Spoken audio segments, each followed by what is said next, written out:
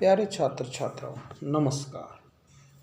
हम आज आपके सामने अभी इस वीडियो क्लिप में आपके पाठ राजनीति विज्ञान के एक दल के प्रभुत्व का दौर में आपको पिछली क्लिप में बता चुके हैं कि आज़ादी के बाद भारत में लोकतांत्रिक शासन प्रणाली अपनाई थी। चुनाव आयोग ने 1952 में पहला चुनाव पूरा करवाया।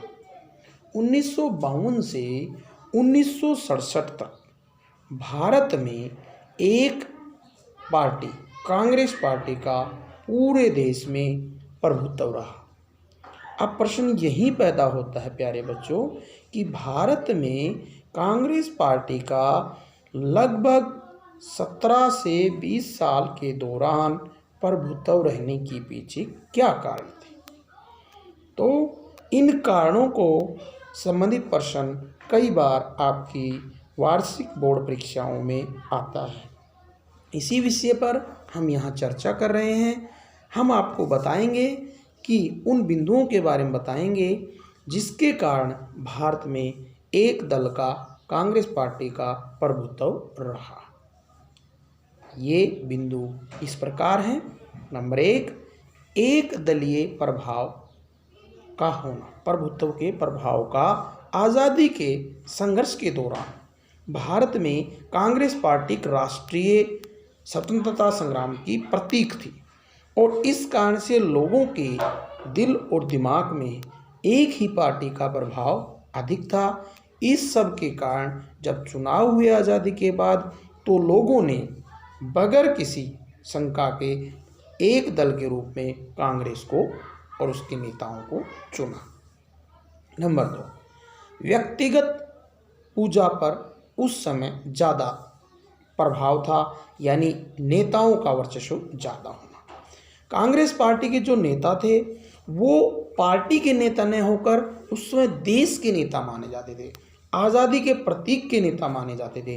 उन्होंने अपने जीवन को देश के ऊपर न्यौछावर कर दिया था। इस कारण से इन नेताओं ने जब चुनाव लड़ा तो उनको देखकर वोट दिया गया, न कि कांग्रेस को। इस कारण से प्रत्येक जो भी नेता चुनाव लड़ा कांग्रेस का, वो जीत कर आया और इस कारण से लंबे समय तक पंडित जवाहरलाल नेहरू के नेतृत्व में तीनों चुनावों में कांग्रेस को विजय प्राप्त हुई। पंडित जवाहरलाल नेहरू का नेतृत्व उस समय आम जनता में बहुत लोकप्रिय था। तीसरा बिंदु, कमजोर विपक्ष का होना। प्यारे बच्चों, आज की तरह उस समय मजबूत विपक्ष नहीं था।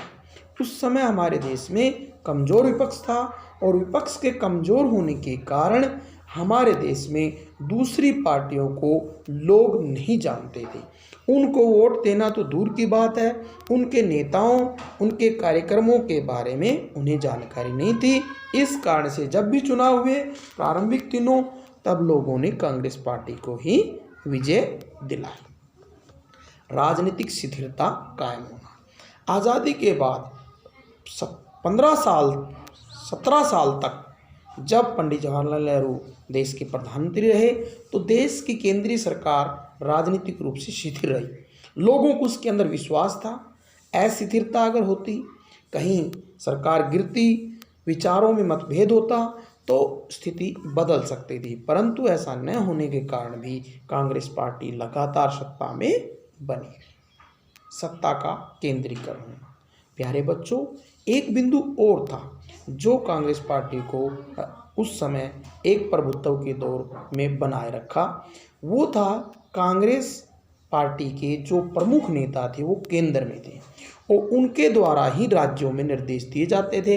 राज्यों के नेता, केंद्रीय नेतृत्व पंडित जवाहरलाल नेहरू, सरदार पटेल जैसे नेताओं के नेतृत्व में ही चल रही थी और नीतियां वही बनाते थे, जिस कारण संपूर्ण भारत में कांग्रेस का प्रभाव तीनों चुनावों में बना रहा। आज़ादी की लड़ाई में कांग्रेस का सर्वोत्तम योगदान होना, क्योंकि कांग्रेस पार्टी की स्थापना 1885 में हुई थी।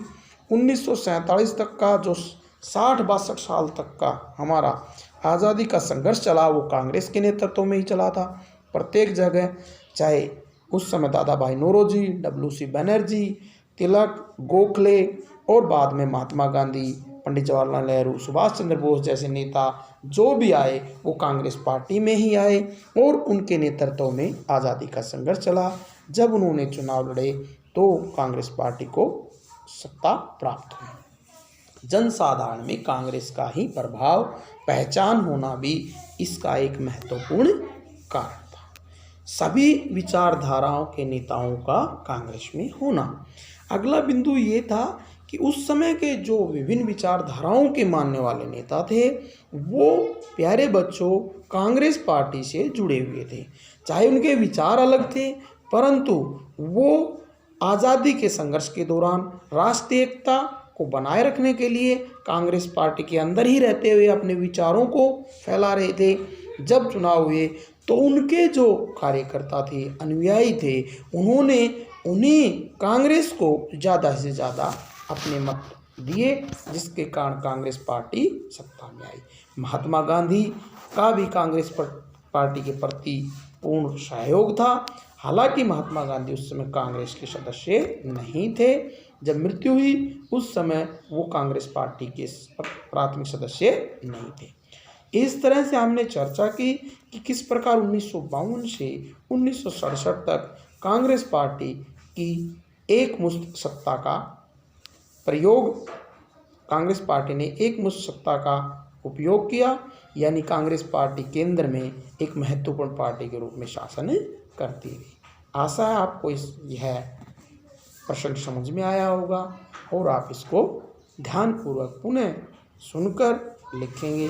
धन्यवाद।